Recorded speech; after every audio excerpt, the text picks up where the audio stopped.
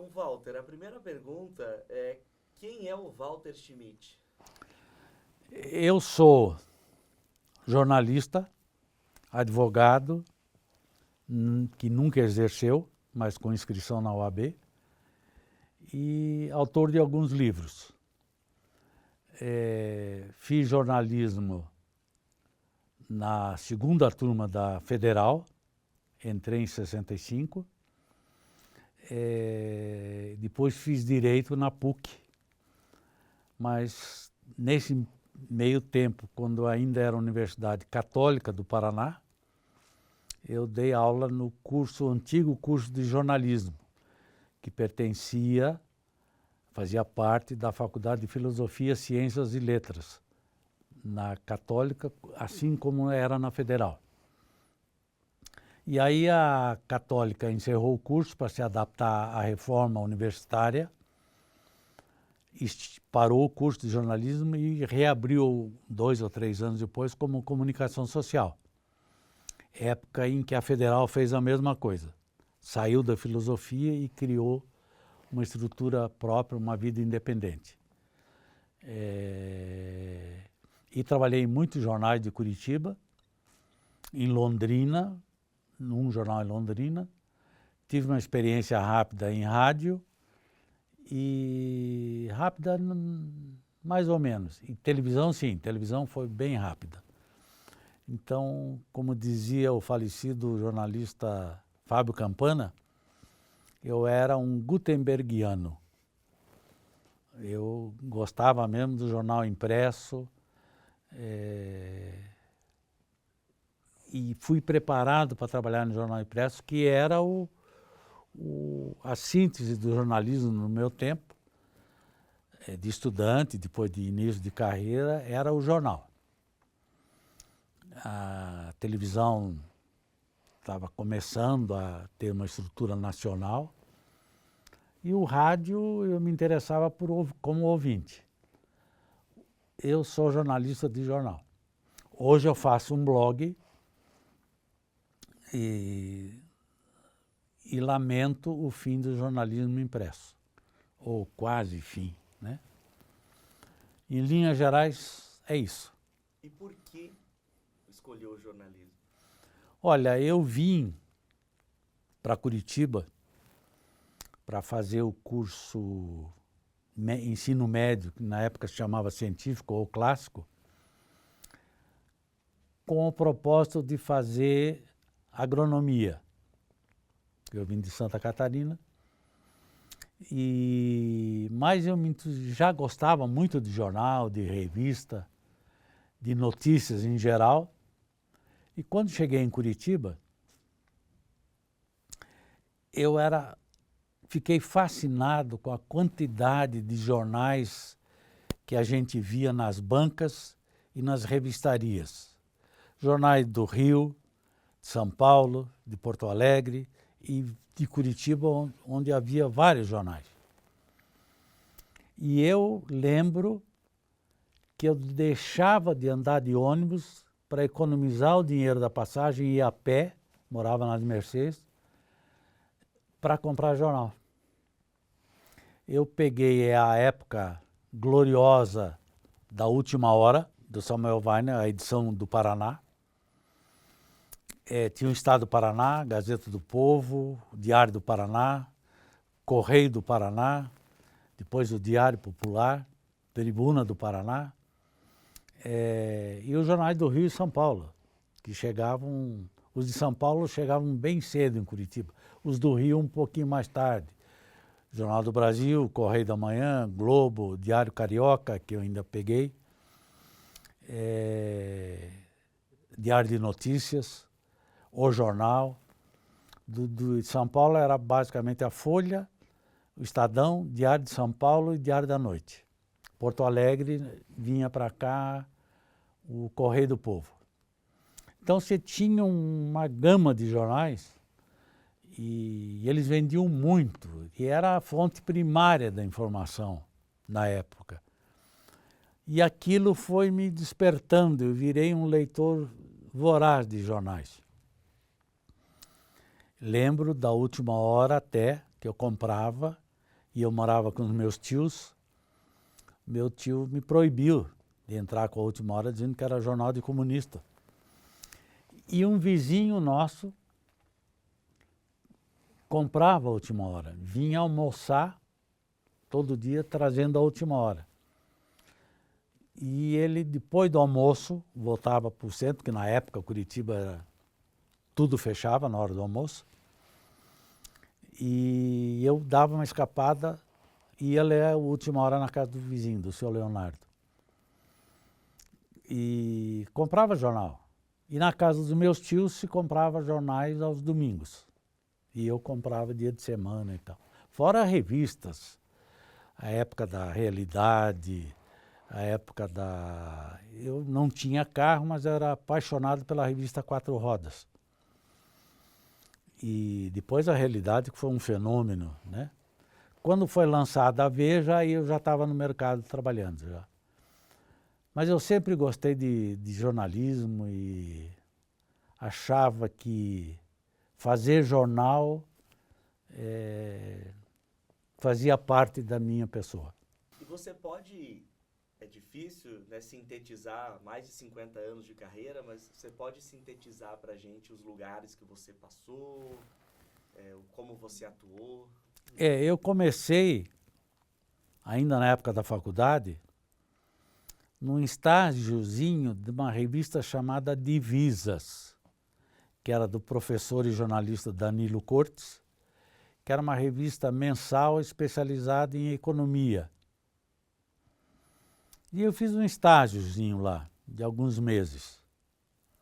Depois, não me lembro bem como foi, fui convidado para fazer um estágio na Gazeta do Povo. E eu estava no segundo ano da faculdade, quando eu comecei a trabalhar como estagiário na Gazeta. Fiquei algum tempo, mas como houve dificuldade na contratação, eu acabei saindo. E por uma circunstância, no ano seguinte, em 67, um colega meu, aliás, que vocês já entrevistaram, o Celso Nascimento, que trabalhava na Gazeta, precisou fazer uma viagem e perguntou se eu não podia substituí-lo por algumas 2 ou 3 semanas. E fui fazer a substituição dele. E no último dia desse meu trabalho, houve um grave acidente de avião na Serra do Mar, um avião da antiga Sadia, que depois virou Transbrasil.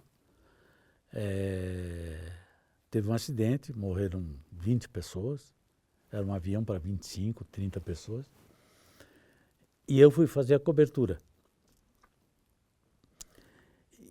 E a cobertura da Gazeta do Povo, claro que eu não trabalhei sozinho, mas eu estive no local sozinho com o fotógrafo,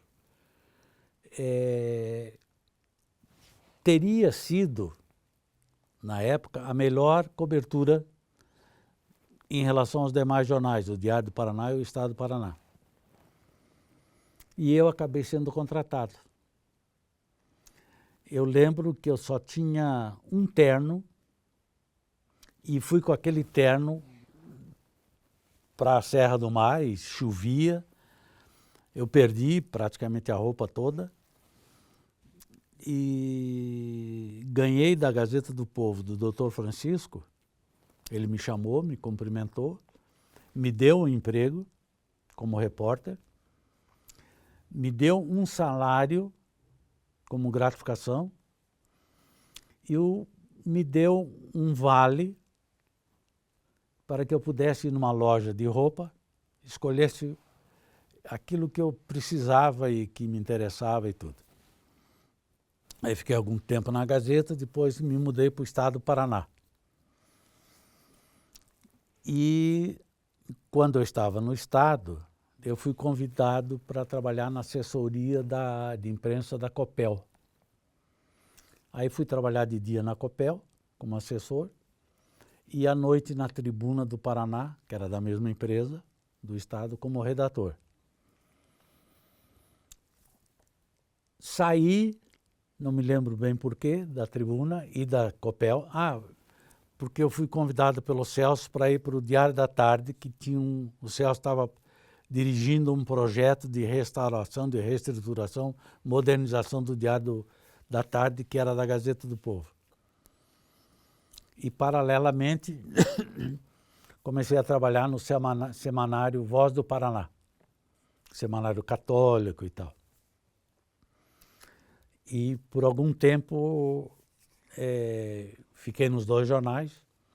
E o Diário da Tarde, esse projeto deu tão certo que começou a vender às segundas-feiras bem, a competir com a Tribuna do Paraná. E aí a direção da Tribuna e do Estado do Paraná me chamaram de volta. E eu fui ser secretário de redação da Tribuna do Paraná. Então passei algum tempo acumulando, aliás, a chefia de redação da Tribuna com a chefia de reportagem do Estado do Paraná. E nesse meio tempo, em 75, o Paulo Pimentel, que era dono do Estado do Paraná e da Tribuna, lançou em Londrina o jornal Panorama.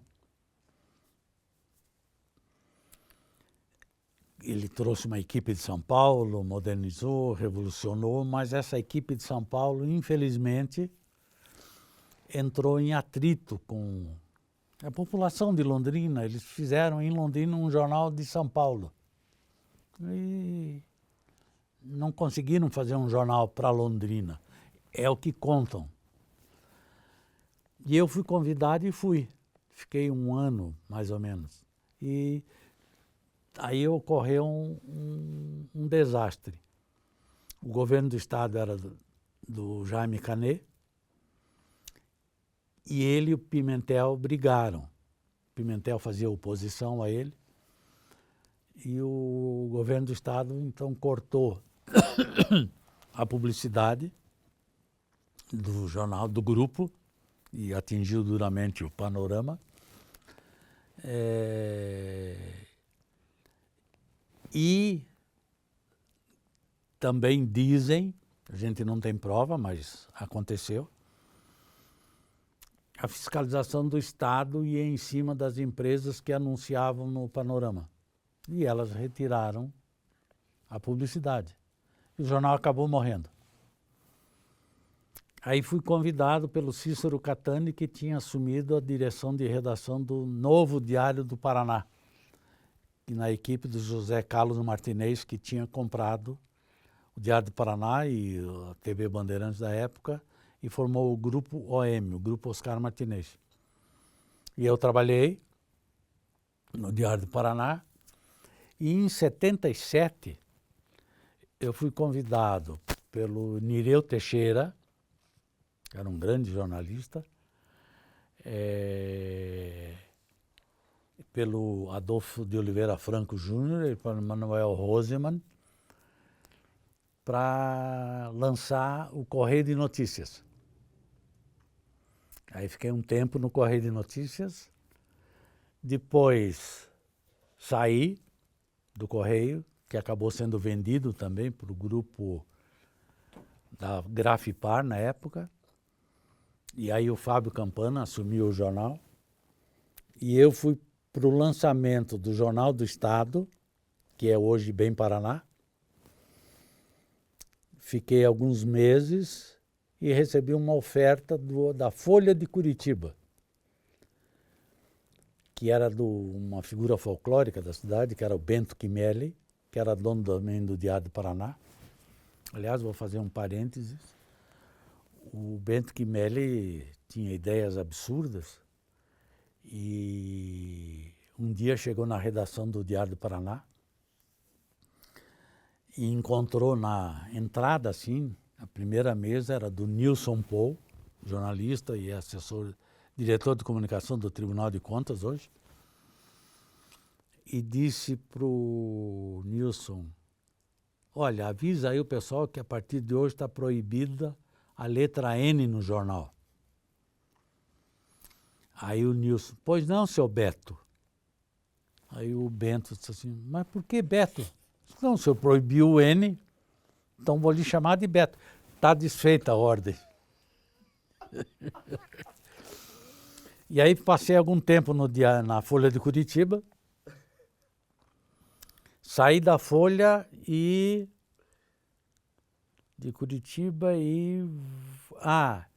aí fui convidado para a campanha de governador do Álvaro Dias. Aí tive uma passagenzinha rápida pelo Indústria e Comércio também, do Odoni Fortes. Mas aí fui para a campanha do Álvaro, que ganhou a eleição, e fui coordenador de imprensa do Álvaro. Dali eu fui convidado para assumir a editoria internacional da Gazeta do Povo e para trabalhar na assessoria de imprensa da Telepar. Não era conflitante, porque eu trabalhava de dia na Telepar e à noite na Gazeta como editor internacional, onde eu fiquei 10 anos. Depois a Telepar foi privatizada em 98, saí e fiquei só na Gazeta. E aí fiz uma coisa muito interessante. Participei do grupo de transformação da Gazeta do Povo, uma grande reforma gráfica e editorial. A Gazeta inaugurou uma nova redação na era dos computadores e tal.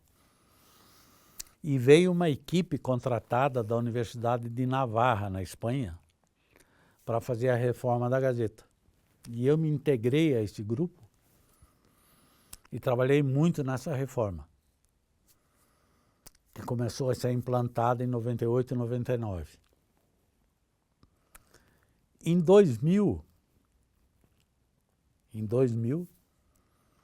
surgiu uma oportunidade de fazer um curso de especialização em jornalismo em Portugal, que coincidiu com um pós-doutorado da minha mulher, que é professora de História, também em Portugal.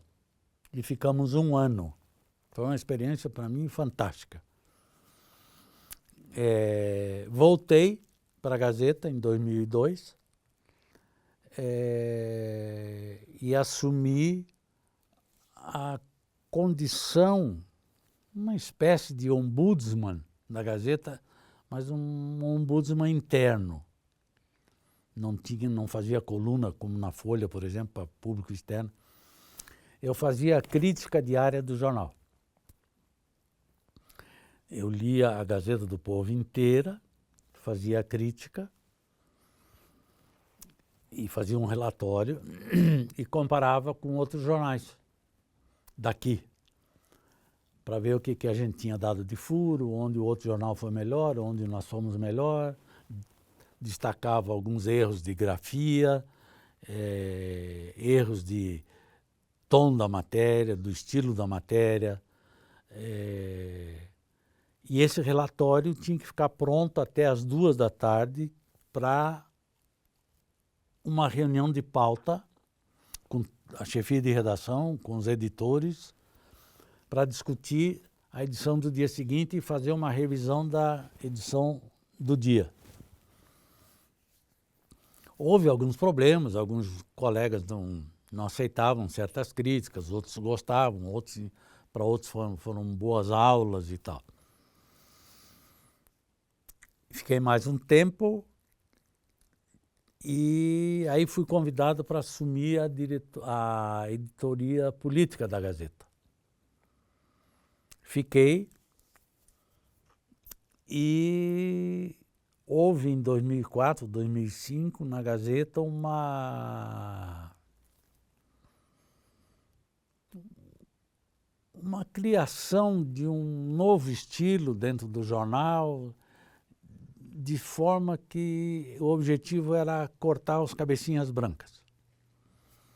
E eu fui um dos demitidos junto com outros e tal, já de tempo de jornal e de cabelinho branco já.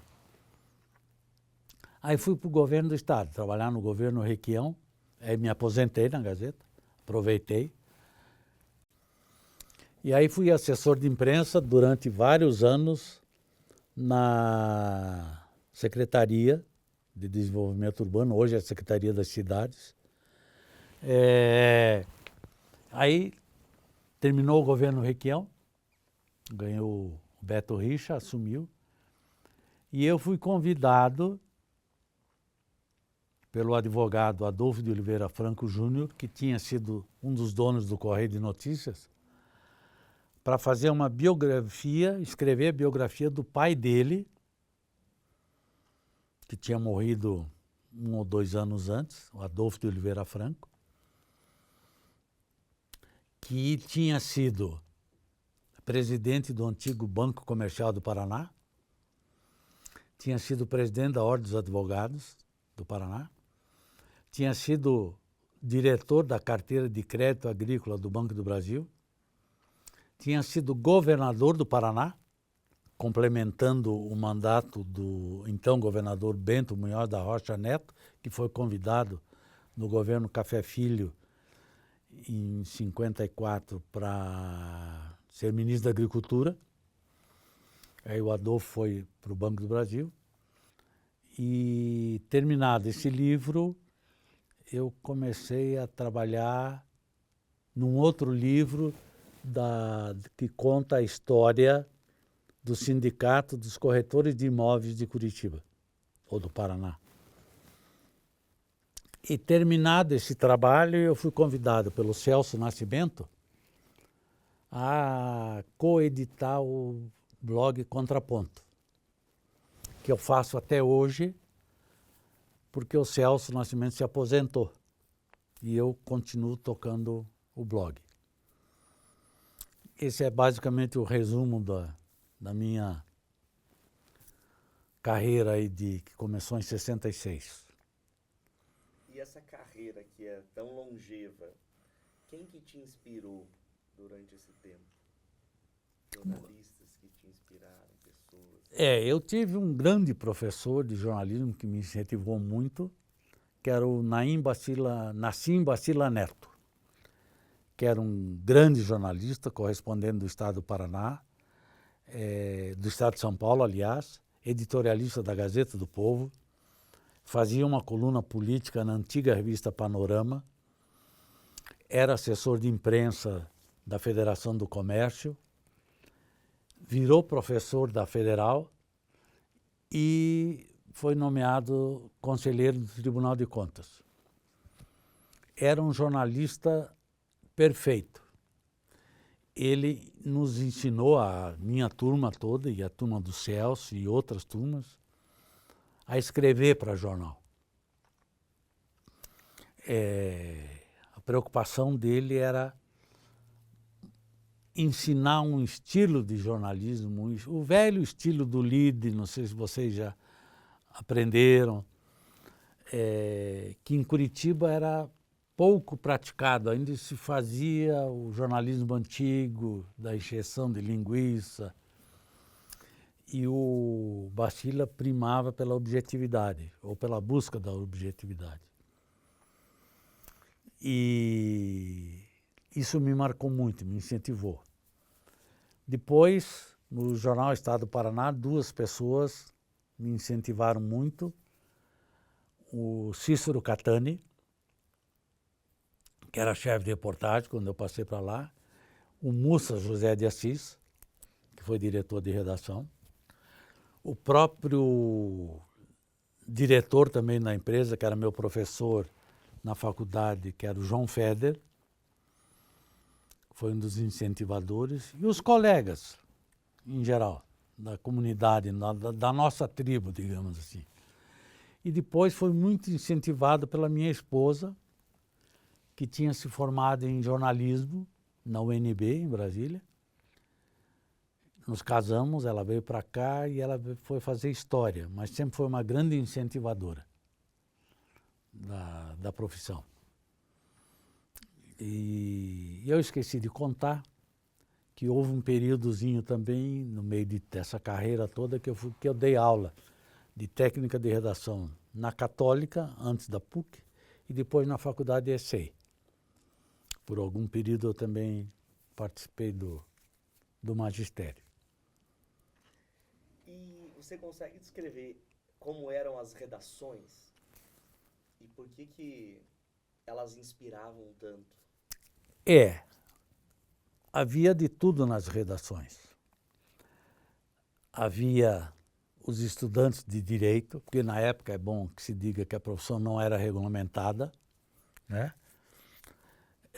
Embora quando eu tivesse entrado já havia 2 cursos de jornalismo, o da Católica, que é anterior, e depois o da Federal. Eram cursos de jornalismo ligados à Faculdade de Filosofia. O pessoal estava começando a entrar nas redações. Tinha muita gente que não tinha o curso universitário, só tinha o ensino médio, mas eram excelentes jornalistas. Tinha, além de acadêmicos de direito, havia advogados que trabalhavam em jornais, principalmente à noite, porque os jornais eram, na época, um pouco divididos. Durante o dia e principalmente à tarde eram repórteres que trabalhavam, e depois vinha à noite, a partir das 6 horas, a turma da noite da redação, eram os redatores que trabalhavam o material dos repórteres, que trabalhavam o material que vinha das agências de notícias e editavam o jornal. Então eram turnos separados. E aí havia, além desse pessoal, havia também médicos. Havia um médico que fazia coluna política, um outro médico fazia a direção de redação. Havia um outro médico chamado Percival Charquette, que foi um grande repórter. Ele era mais repórter do que médico. Então esse pessoal todo transmitia para a gente um incentivo muito grande. Contava histórias, incentivava. E a redação na época, como você perguntou, era esse mundo.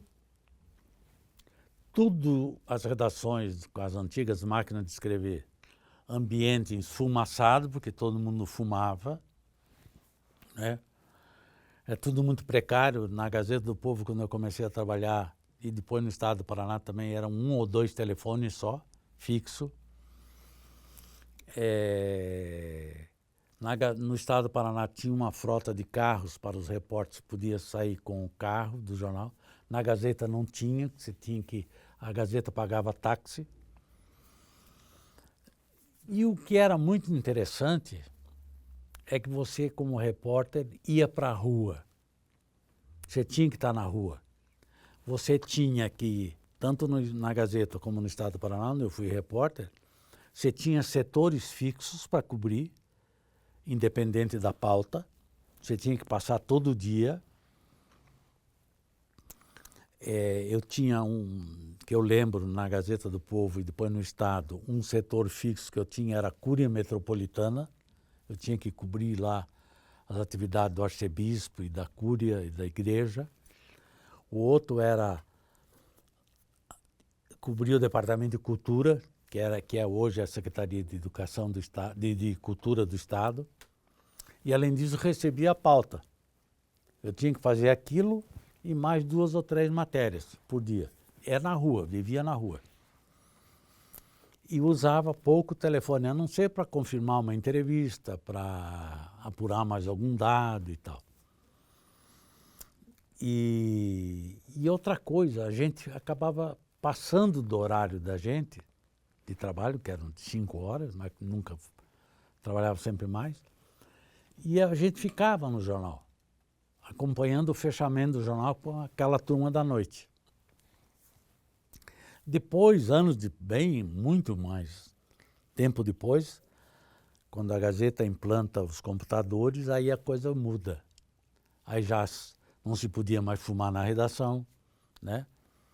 E graças a isso eu deixei de fumar. E lá se vão 35 anos ou mais. E aí mudou o ambiente. Deixou de haver essa presença, isso a gente já notava algum tempo antes, a presença desses profissionais de outras áreas que trabalhavam no jornal, e aí eram só jornalistas, né? Passou-se a ir menos para a rua, a trabalhar já com internet, a trabalhar com telefone, já também com mais disponibilidade, e aí já começou a entrar o telefone celular. E o repórter ia menos para a rua, né? Isso mudou muito. E a redação, que era aquele barulho das máquinas de escrever, aquilo virou um silêncio com os computadores e tal. E uma outra diferença é que quando eu comecei, e durante algum tempo, as redações eram relativamente pequenas. E depois não, a coisa expandiu. Já na época da cibernética, aí, da informática e tudo, as redações passaram a ser grandes, né? E você não tinha mais contato com todo o pessoal, o que existia antes. Antes você saía com todo mundo, você conhecia a redação inteira, tal, tinha amizade e tal. Isso mudou muito. Mudou a maneira de fazer o jornal. O jornal meio que saiu da rua. E o jornal ficou, na minha opinião, um pouco mais frio, feito mais de dentro da redação do que fora. Houve casos, é hilário dizer isso, mas é verdade, houve casos em que, num acidente, ia o fotógrafo do jornal, não ia o repórter. E o repórter entrevistava o fotógrafo depois que ele vinha do local do acidente. O fotógrafo é que contava para o repórter o que tinha acontecido. O repórter já não ia mais no local do acidente. É terrível isso, mas existiu. Então eu percebo bem essa diferença de jornal. Eu posso estar enganado, mas quando eu comecei, aí sem saudosismo, sem nostalgia, parece que as redações eram mais vibrantes. De um ponto de vista mais romântico, eu confesso, né? Depois a coisa meio que se profissionalizou. A coisa passou a ser um pouco mais fria, mais... Eu não sei se os jovens de hoje, numa redação de portais, assim, tem a mesma vibração que a gente tinha na época do jornal impresso, e bem no começo. Era a vibração pela melhor notícia, pelo melhor jornal, pelo furo. E você, ao contrário de hoje, você saía do jornal, você não via o jornal pronto. Como hoje você vê o jornal diagramado, pronto, na tela do computador. Você tinha que esperar até o dia seguinte para ter o jornal, para ver o resultado do teu trabalho, ou ficar na redação, ou ir para os botecos e sair de madrugada, passar no jornal antes de ir embora para pegar o exemplar do jornal. Então era uma vibração, era a expectativa de como o seu trabalho foi editado, aproveitado, e aí você ficava feliz com a boa edição do teu material, ou muito triste e chateado com um certo desleixo, um tratamento comum para a tua matéria e tal. E a gente comparava com o que os outros jornais faziam na tua área. Porque era muito comum a gente encontrar repórteres dos outros jornais nos mesmos lugares, nas entrevistas coletivas, na cobertura dos setores, e comparar o trabalho. Por exemplo, havia uma norma não escrita nos setores que a gente cobria. Por exemplo, na Cúria Metropolitana, ia um da Gazeta, um do Diário Paraná, um do Estado do Paraná. Então a gente sabia quem ia e tal. Às vezes se encontrávamos juntos no mesmo momento, outras vezes não. Às vezes você tinha que cobrir uma pauta que não podia passar no teu setor. Aí você ligava para o colega do outro jornal, ele te passava informação para você garantir o teu trabalho, e assim como você também outro dia passava para ele. Essa regra era quebrada só quando era um furo, quando era uma notícia exclusiva. um fato realmente importante. Esse aí você guardava para você, não passava para frente. O noticiário comum, a notícia sem muita relevância, aí a gente trocava informação, né? E não era sempre que acontecia isso, mas de vez em quando, né? E tudo isso fazia a gente vibrar, sabe? Porque... E a gente sabia de uma coisa importante, que o teu trabalho repercutia na cidade. As pessoas liam o jornal, né? As